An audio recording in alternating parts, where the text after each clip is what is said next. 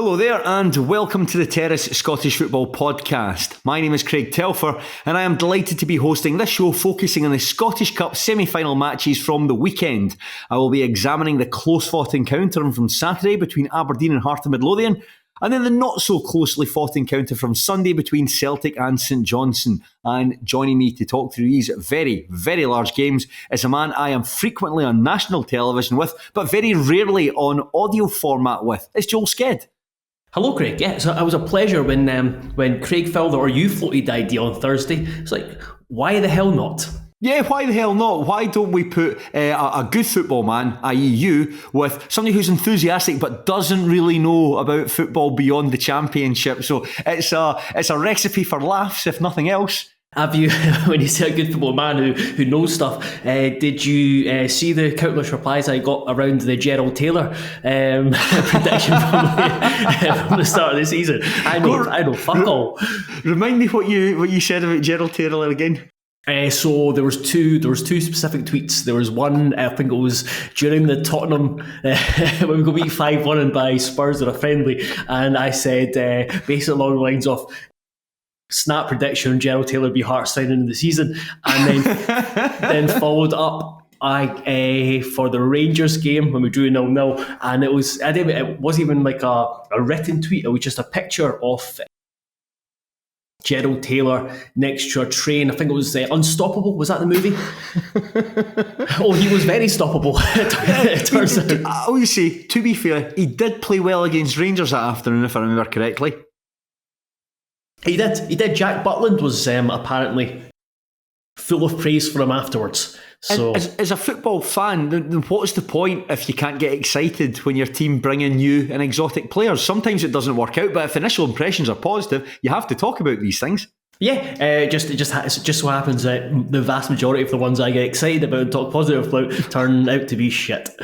Well, listen, when you do get it right, you cling on to that with dear life, and you were saying, I was there first. But enough about our terrible predictions and whether or not we are football men. Joel, you are, I am not, but we are going to start by examining Saturday's early afternoon kickoff between Aberdeen and Hearts. On paper, well-matched contest between two well-matched teams. Very little between them over the course of the season, but it finished Aberdeen 2-1 in extra time. An unfortunate own goal from Craig Gordon gave Aberdeen the lead, and it was cancelled out 10 minutes later by a well-taken goal from Lawrence Shankland.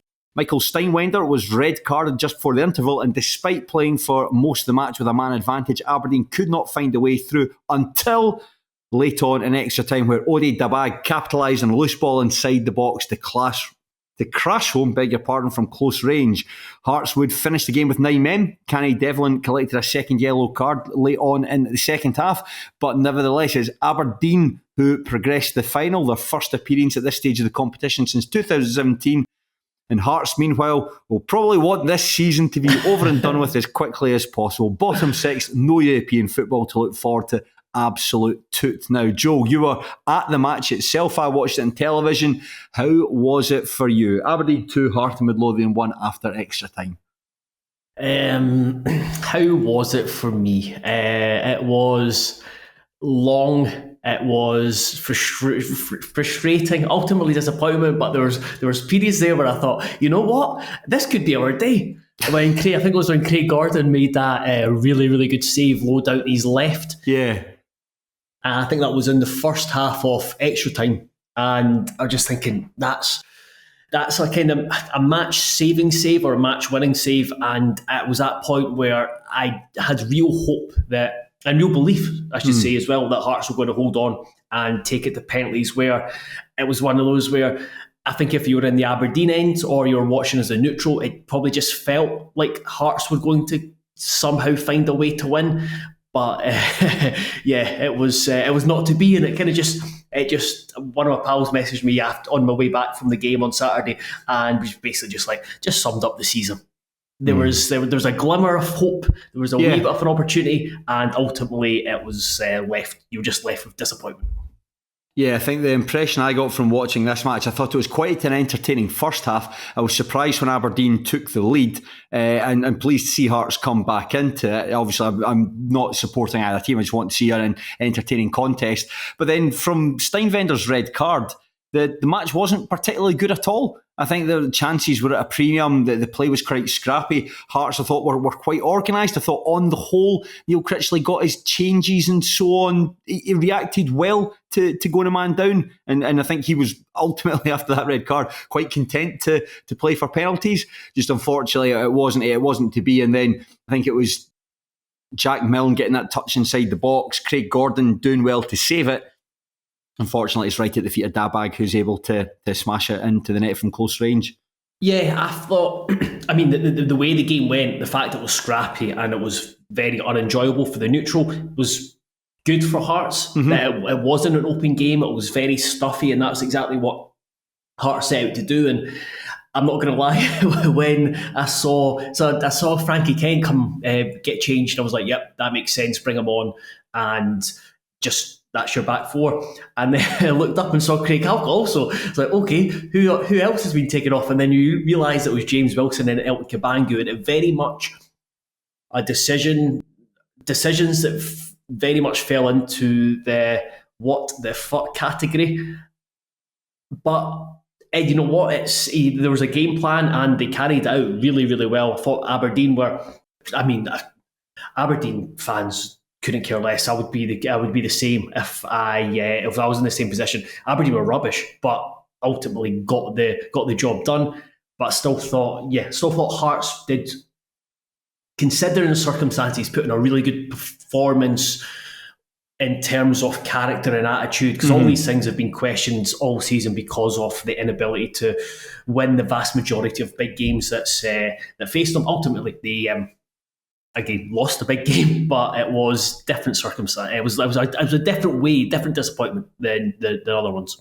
I was going to come on and talk about that when we rounded up the game, looking from either team's perspective, but might as well do that just now. I mean, Neil Critchley, this match, while ultimately did a lot of things right and was perhaps undone by maybe, say, Cammy Devlin's red card was unfortunate. I know that Heart of Midlothian they put a statement out saying that they're looking for clarification on the two bookings, which feels like it's like you're looking to appease upset fans, yes, rather than for any merit at all. But even although he tried his best and there was a degree of misfortune, it just feeds into that narrative about Neil Critchley that under him, Hearts don't win big games. You think about they've lost twice to Hibs under him. They drew that game against Petrocub, for instance. Out the Scottish Cup here against Aberdeen, the failure to beat Dundee United and Motherwell to get into the top six, the fact that everyone just wants the season to finish. How are you feeling about the club going forward into these final 5 matches of the season? I am. It's probably my feelings have probably been swayed over the last few weeks. A few weeks ago, it was a case of I thought there had been enough progress under Neil Critchley. I thought he'd done well considering again the circumstances that he came into, and I just viewed he's done enough to deserve to put his stamp on the team and have a summer and be in charge of all that rebuild. Now it's a bit more, certainly more on the fence and more leaning towards perhaps there maybe should be a change in the summer. And I get both sides of the argument. It's like you've bought into the Jamestown model. He's been identified, and you should. And Hearts need stability, so why don't just give him time to do that? Especially if they might look at underlying numbers, but I don't know what those underlying numbers are. So I'm just speculating as to how they'll view it. But at the same time, and yeah, the record has been solid with a few misgivings. But then on the flip side, what's kind of swaying me the other way is the fact that he's got no margin for error. Yeah, with fans, he's not built up a lot of credit in the bank, and you've seen it before. And just need to look across at Hibs, where you've got a manager who there's increasing number of questions from supporters going into the summer, and if you don't start next season strongly, then there's going to be mounting pressure. Fans are going to ask questions, and then if you end up having to replace them, you're kind of back to where you were this season. And I just wonder if the best thing for Hearts, where you talk about, Andrew McKinley's talked about it, Graham Jones has talked about it, sporting director, that there's going to be significant change. And I just wonder if it's one of those where it's maybe just the summer's a good time to reset. Yeah, you're right. Imagine the first game of the season, you're playing at Kilmarnock at home and you lose 1-0 under Critchley. And that's true. You talk about margin for error, or even the ability to build credit. That just puts everyone, makes everyone feel miserable for the season ahead. And you wonder if that's perhaps the best way to go. I mean, if Critchley was to be moved on just now, say in time for the next match, how would you feel?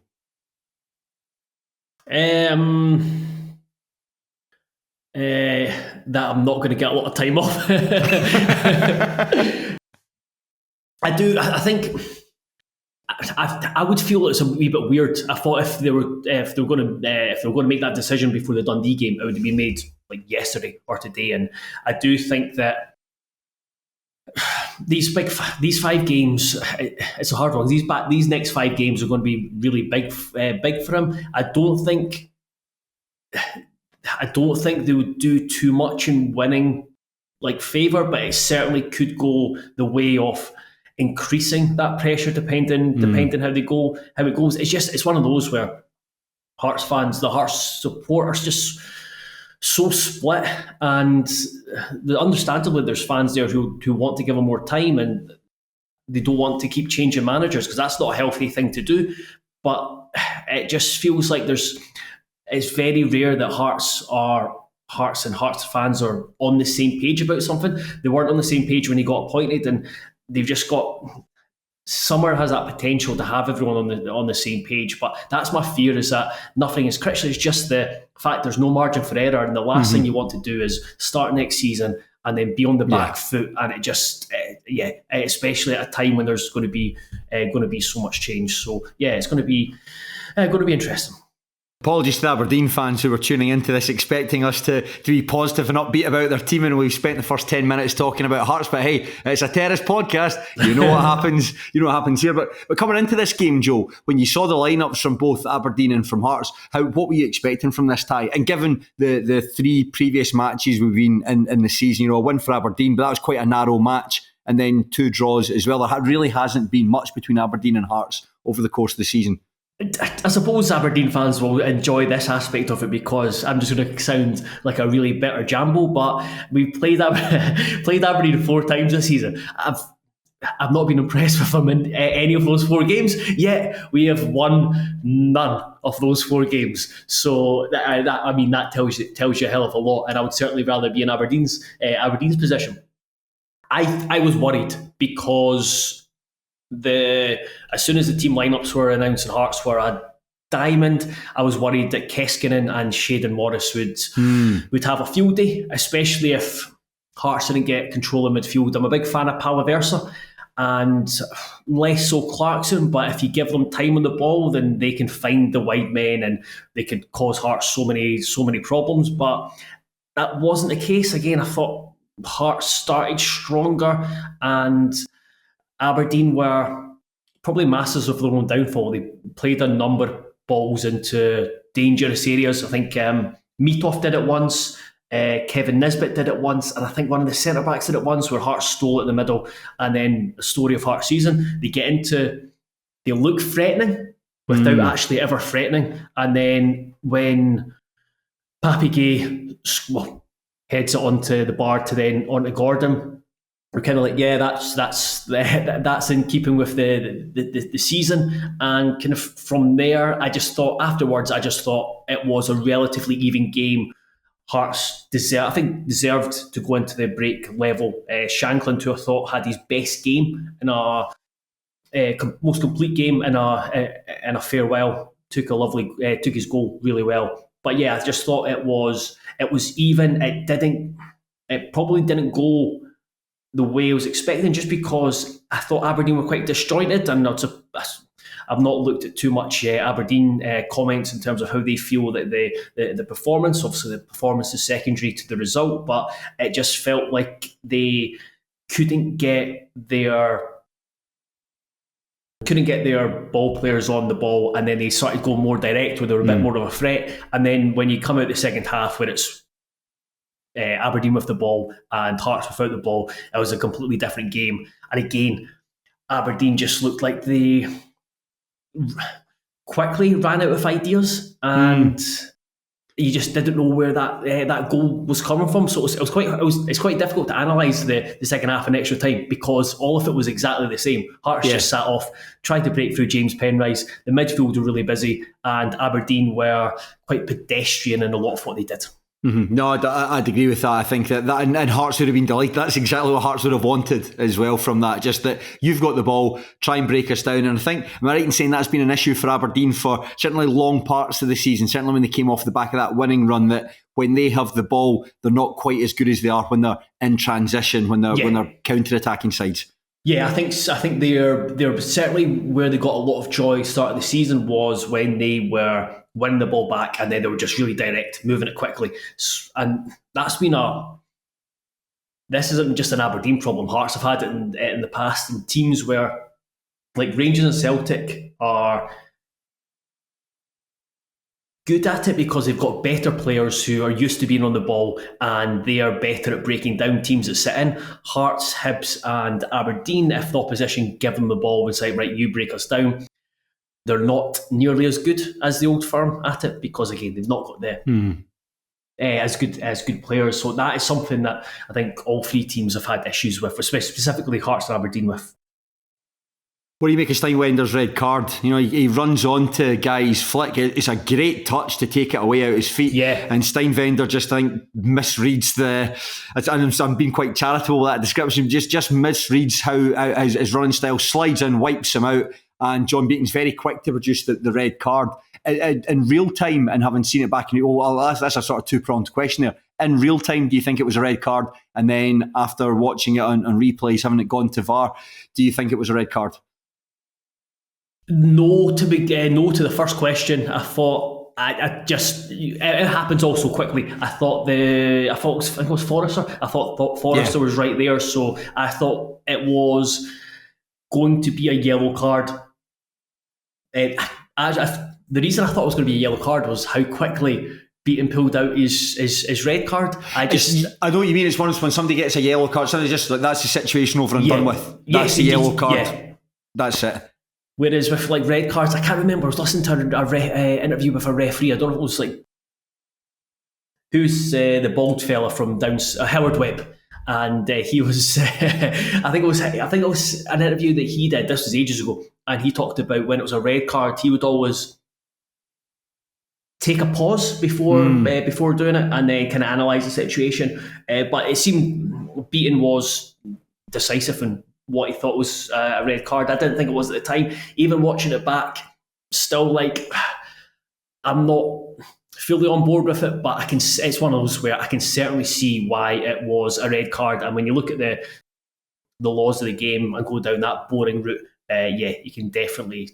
I think it's hard to argue with, and it's certainly not a decision where he goes to VAR and they go, that's a obvious error. Mm-hmm. Yeah, I've often wondered that if it's, and this is probably I'll need Craig Anderson's clarification, but if it was, say for instance, it's, like Keskinen, very fast, likely he takes another touch, he's clean through and goal there, or had it been, Craig Halkett had found himself in that position where he's not that fast, and he probably needs about 2 or 3 touches before he goes in and goal. Do you make the rules based on how quick you think the player is, or is it a one-size-fits-all rule regardless of how pacey someone is? Yeah, that's I'm the same. I'm curious with that as well, and also distance as well. Yeah, I don't know how if that comes into it, because Keskinen was pretty central, and to be fair to him, his touch. Sometimes you see it where they see a guy coming in, and all they do is like attackers do, they try and get any touch to it because they know they're about to be wiped out, and the ball could go left, right, or wherever. Keskinen's touch is really good because it actually takes him in front, takes it in front of him, and he'll continue to sprint, and he's really quick. So those are the two things that I don't know if. While I don't think they're in the, I need to double check, but I'm not sure they're in the kind of the laws of the game. But I'd wonder if it's just one of those things that referees are encouraged to take into account. Yeah, I don't like debating red cards. Because I think that's boring. That's the sort of stuff that I think that's something that's crept into the game a lot. Is that when pundits don't necessarily know enough about the players they're discussing, they tend to talk about refereeing decisions, and that's very much what I'm doing right now. So I apologise for that. But I thought at the time watching it, and I thought it was a yellow card in first instance because Forrester, I thought, could have caught up with him. But having seen it in replay, having seen it from a wider camera, I thought that Forrester's body position, I think that was perhaps a little bit, he was a wee off balance. And I think that Keskinen would have been away from him there. So I think it might have been the correct decision. But what about then, if there's maybe a degree of debate over that, there's certainly a lot of debate over Cammy Devlin's 2 yellow cards. First one, he's 77 minutes, he tries a roulette turn, I think, and goes over the ball and catches Papagay. And then the second yellow, just 4 minutes before we thought we were going to penalties, he's trying to boot the ball up the park. But I think Polvara jumps in front of him and he boots him instead. What do you think of these ones? First, I've not really got an issue with the first yellow card, and the second yellow card, I don't think it is. I don't think it's a foul, but I don't think it's a yellow card, just because he is eyes on the ball, and it's like, I'm not saying it's in his possession, but you know what I mean. It's like it's in his like vicinity, so he's going to play it. Polvara does really well and to win the free kick, but I don't think he's like denying like a stopping a goal, like a promising attack, because Polvara's gone away from goal with his touch, and I don't think it's like reckless or anything. I just thought it was a foul, and then you move it on. I know there's been a wee bit of Aberdeen fans, there's a lot of them on social media that have replied to me. I've suggested it's because it was like a culmination of fouls, but then again, I don't know. I can't remember every incident that took part on the pitch. I don't think Devlin was like fouling a lot. I flicked through the game from, you might tell me differently, but I flicked through the game from his first booking to his second booking. Don't think he makes a foul, so I don't think it's like don't think it's like it's a case of like beating, like pointing into 2 or 3 different spots on the pitch, saying you've done this is a combination. So I don't know what Beaton was thinking. I don't think it was a second yellow card, and I do think it's had a negative impact on those final 5 minutes. But and speaking of those final 5 minutes, how did it feel when you saw Dida Bag, the ball just fall into him so perfectly in the area and just at the right place at the right time to smash it into the net and send Aberdeen into the final? The season was almost over. It was just another body blow of watching Hearts this season. That was it. It was, as I said earlier on, I fully believed that Hearts were heading to penalties at least before Devlin, and then with only a few minutes, like still doable, but. That was because it happened it literally happened in the second phase of that free kick. It was a killer. Do you think Gordon could have done better with that? Am I being overly critical by even asking that question? No, I think you're right to ask it. It was again, one of my a pal asked me on Saturday. Not asked me, just he suggested that Gordon was at fault. But having watched it back, I don't think there's a lot he could do with it. Just where the ball is, just for how quickly or close in it comes to him. It's just one of those things where he gets down and saves it, but you're just hoping in that instance there's a Hearts player there ready to sweep it away. Now, I haven't seen much of the Bag, and I want him to do well, given he's the first Palestinian in Scotland and the genocide that's going on over there at the moment. I hope that he does well. I don't think he's that fantastic. I think there's quite like a clumsiness about him, and I know he's done well in the Scottish Cup so far with he had a couple of really nice goals against Queen's Park. He took his goal here well again, but I'm not sure if he's on loan at the moment from Charleroi. I'm not sure if it's the sort of thing that Aberdeen should be taking up on a full-time basis. No, I don't think so. I don't think so either. I think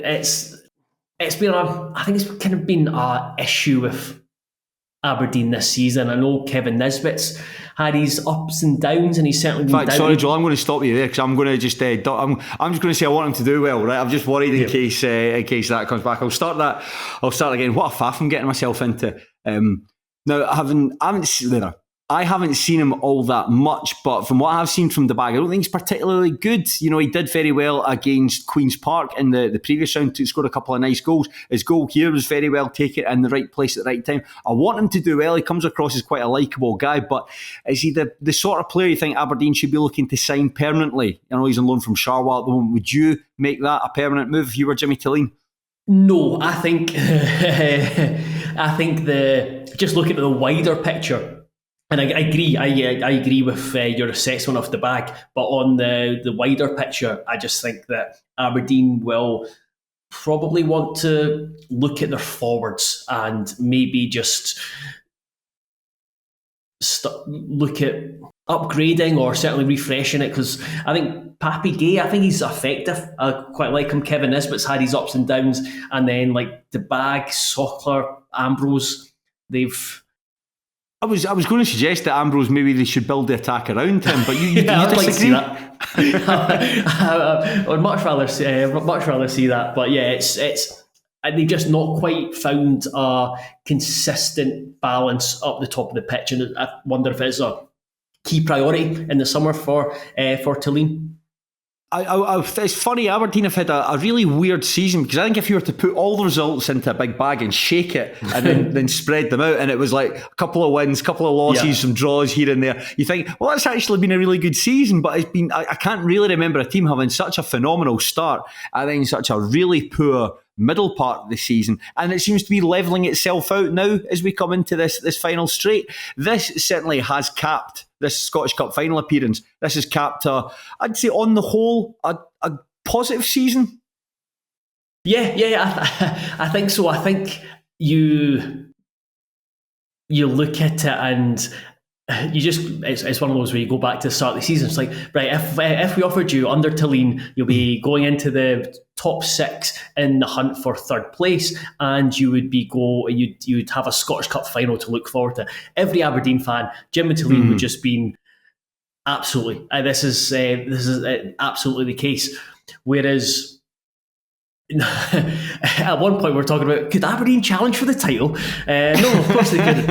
Of course they couldn't. But it's weird because you see if they had their like a normal season, I think Jimmy Tilleen would be talked about more as manager of the year. Yeah, because you're hearing obviously David Gray's got a lot of it, a lot of the chat recently, and understandably so, because the run Hibs have been on, and hopefully that run comes to a catastrophic end over these next 5 games.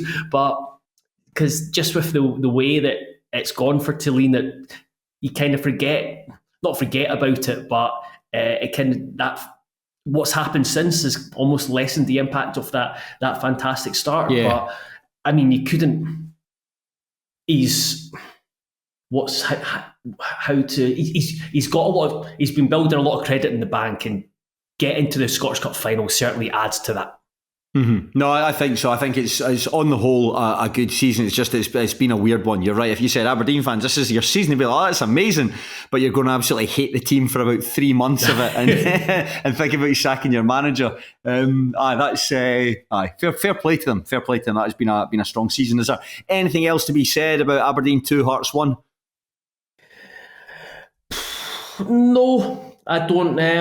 I can't think of anything else. Nah, let's move on. Forget it. Let's move on. We'll get through this game quite quickly, because I really don't think there's much to talk about or analyse from this match, and this is perhaps one of the most straightforward and interesting matches I've seen all season. Celtic 5, St Johnstone 0. Brendan Rodgers' side were 4 up by the interval, courtesy of goals from Callum McGregor, Adamida, and a brace from Dyson Maeda, and Jota put the gloss on things midway through the second half. St Johnstone did have the ball in the net, courtesy of Mackenzie Kirk, but it was disallowed after an intervention from VAR in the build-up. Celtic are in the final, just as they have been for the previous 2 seasons, and this sets up a rerun of the 2017 Scottish Cup final against Aberdeen. St Johnstone, meanwhile, they can turn their attention to overcoming that 5-point deficit between themselves and Dundee at the foot of the Premiership.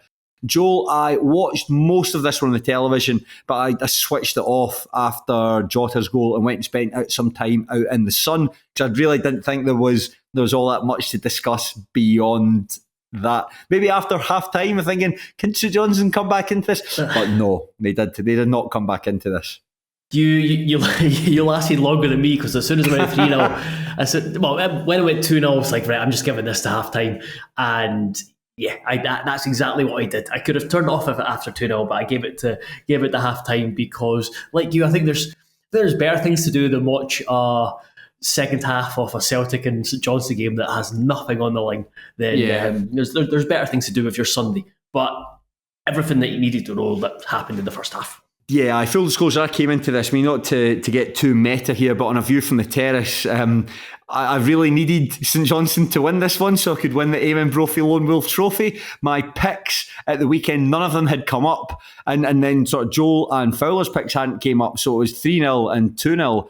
But Amy Canavan got the first pick. She quite rightly picked Celtic to beat St Johnstone to give them the 5 points they would need to win the trophy for the 7th consecutive year. So I was praying for St Johnstone to win. And for about the first 20 minutes or so, you're thinking St Johnstone actually doing all right here at keeping Celtic at bay. They're defending well. They're sliding in at the right moments. They're throwing their bodies on the line. But that just seemed to malfunction. Callum McGregor's goal, well taken, well hit, but it felt as though when he took the touch, you'd expecting a centre-back to come out and block him, or someone to come out and chuck themselves in front of him. But he looked as though he took an extra touch. I think he was actually able to look up and place his shot.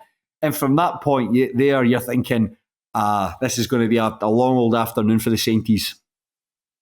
Yeah, there was a point. I thought St Johnstone had kind of settled quite well without ever really looking like a threat in the final third. And despite the Eamon Brophy Trophy being on the table, I would have happily had you win it if it meant St Johnstone get into the final. But that was quickly not the case. And there's two sides to it. And St Johnstone made it difficult for themselves with some of their decision making. Mm-hmm. Was it the first one or was it the second goal where they tried to the centre back took the goal kick and they tried to knock it into midfield, and you're thinking, why are you trying to knock it into that? Such a dangerous area when Celtic are going to be so aggressive, which they were. You mentioned the bodies behind the ball. It's like, if you've got bodies behind the ball, make it difficult to get a shot away. On the flip side, what I would say about Celtic is that Cal McGregor and Mio Hatate especially, they showed so much good composure. Yeah. So when we talked about breaking teams that sit deep down, the struggles that Hearts have had, Aberdeen have had, etc.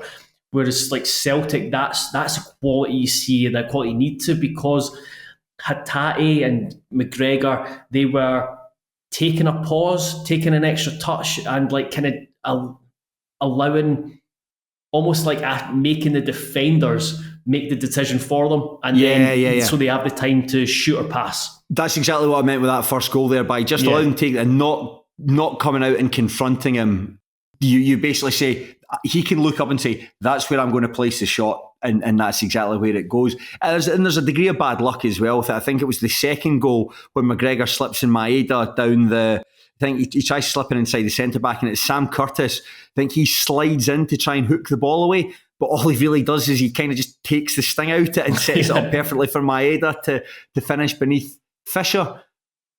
So, yeah, there was that. I mean, we can go through the goals. There was, I think the third goal was well worked, where Liam Scales put a really nice ball between the centre-back and full-back for Hatate to tee up Ida. And then just a bit of hesitancy from St Johnstone again for the fourth one from Maeda, who's able to just finish through Baldois's legs. I haven't even pronounced that correctly. It's not Baldois, is it? The Latvian boy. I would just go for that. Yeah, the guy with the mask, the man in the mask. Aye. I thought with the disallowed goal as well, I was surprised that he even had to go to VAR. Watching on the television, you could see that Balodis, that's if I've spelled his name wrong, Balodis, he has a two-handed shove on Ida. And it might not be much. He does a big strapping boy, but it's two hands on his back. A lot of strikers feel that they're going to go down. And that then, unfortunately, is probably the goal of the game. just ruled out through VAR. Yes, I was. You could call it a soft foul, but it was still a foul, I felt. And people might just think, oh, it's Celtic, or it's a consolation goal. Why not just let it go? But I don't think he'd do that. I don't think I'd want to go for that. It was a pity goal. Pat in the head. Oh, well, thanks very much for playing. You gave it your best shot. One of the things I didn't want to ask about this match, Joel, you might have seen there was a photograph that was doing the rounds on social media. It was apparently taken at half-time outside the ground. And there was a lot of Celtic fans that were leaving the ground at the same time. And the response on social media was quite interesting, because there was a lot of the fans, non-Celtic fans, were saying, as a shambles, your team are 4-0 up, they're absolutely cruising, why are you not spending the rest of the game enjoying it? And a lot of Celtic fans were saying, like, don't fucking tell me how to support my football club. If I want to leave at half-time, I will. As a man who routinely leaves games early, regardless of how your team's doing, where do you stand with this one? I think it's a wee bit. It's like it's difficult. Like Celtic are so used to it. I think where I stand, I think it points to a wider issue in Scottish football, where Celtic are so comfortable that the fans are in that position where it's like, you know what, it's like Scottish Cup semi-finals, just not treated with disdain, but it's not as important as it would be for other teams. Like, if Hearts were in 4-0 at half-time in a Scottish Cup semi-final, I would certainly not be leaving anytime soon. And it's one of those where I think it's hard for supporters of other teams to look at that and go, and go, oh, I understand why I can understand why they're doing it, because we've never been in those positions where we're getting to cup finals and semi-finals regularly and enjoying it. It's like, we put ourselves in that situation. It's like, that's, for a lot of fans, it's going to be an incredible, maybe not so because it's Scottish Cup semi-final, it's not going to be one of your better, best supporting football days, but certainly a very, very enjoyable one and a good one, and you want to milk it and enjoy it for everything. So yeah, I think it's just a wee bit. I think it just tells us a fair bit about where Scottish football is at the moment and how dominant Celtic are. Because that's what that is to Celtic is like, I don't know, when Hearts won the championship season, we'd already won the title. We were beating Rafe Rovers at Tynecastle, and it was just towards the end of the first half. And me and my mate were like, do you want to just go? We'll just go to the pub. So that's where Celtic fans, it seems like, are at the moment. I would argue that Celtic fans are perhaps the least resilient in Scottish football, because if you remember the COVID season where they went on the trip of doom to Dubai. I can't remember who it was they were playing, but a load of Celtic fans went up to Celtic Park and shoved a fence over. Do you remember that? Yeah, because the team weren't doing particularly well at the moment. So yeah, I think if Celtic fans were to have a season like, I don't know, I'm trying to think of a club who's had an inexplicably bad season. If Celtic could have Rangers season this season, they'd be going tonto. Yes, exactly. There you go. A team having an inexplicably bad season, Rangers. Yes, so I'd argue that least resilient fan base in Scottish football. But from this game, Joel, did we learn anything from it at all? Did anyone enjoy themselves? I don't think so. It was just there was 3,000 St Johnstone fans here. I think that told you everything, that how everyone was feeling. One thing I wanted to, so while I think about that in terms of if there was anything else we learned, one thing I wanted to ask you, it seemed, now I don't know this for 100% sure, but the picture certainly suggested it. I've heard that certainly could be the case, but it seems that Mackenzie Kirk took the match ball and left with it, with following his disallowed goal. That's not on, is it? That is absolutely not on. That's like that's probably the equivalent of, it's perhaps just one step down from swapping shirts with a team after you've been beaten. Imagine 30 years down the line, Mackenzie Kirk's long retired. He's got a kid of his own who's had a kid of their own. And the kid's going around the house and say, like, Grandad, what's that ball there? Oh, grandson, that's the ball from the game that I scored against Celtic at Hampden. Oh, and the wee kiddie looks up. Grandad, your name's not on here. Ah, but it was disallowed for a two-handed shove in the back, but the goal should have stood. It's like it doesn't count. The ball has no value. The ball has absolutely no value. This is, can you see that? Yes. I can see. Yeah. For those of you that aren't listening, Joel Sked is sharing his screen with. He's on the SNS Group's website. Mackenzie Kirk is walking with the ball tucked under his arm, very much like he is going home with that ball. Surely that's not the case. I really hope it's not the case, and I hope someone is able to clear it up for us. But I was expecting to, like, when you see that kind of picture, you're expecting to see another one next to it where he's standing with the ball and doing that, signaling free. I've got a hat trick. Outrageous. With the final, Joel, Celtic versus Aberdeen, mentioned that it's a rerun of 2017 Scottish Cup final. Of course, that was Celtic won their, I think that was their invincible season. That was Tom Rogic scoring a 91st minute winner to cap the treble and an invincible season. What can we expect from this match, do you reckon?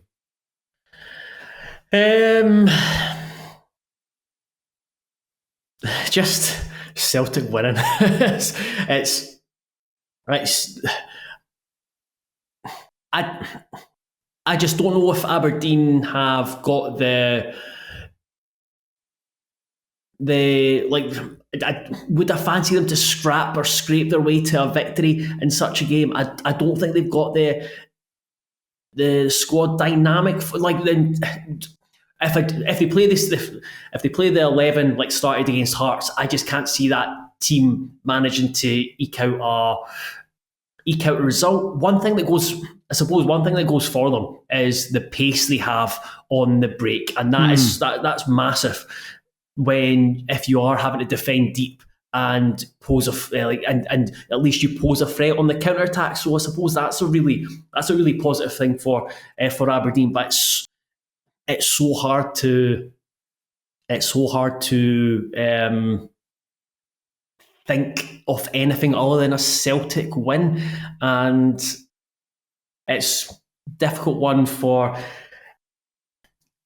I'm going to bring it back to myself. Difficult one for me because if Hibs finish third, then it's either Celtic win and Hibs get at least 8 games in Europe, or you are having to deal with an Aberdeen Scottish Cup victory. It's a really difficult choice. A really, really difficult choice. So it's going to be just a miserable end to the season, that's for sure. But isn't there next season, isn't there something that the team who always finishes in third goes on to have a really poor season the following year?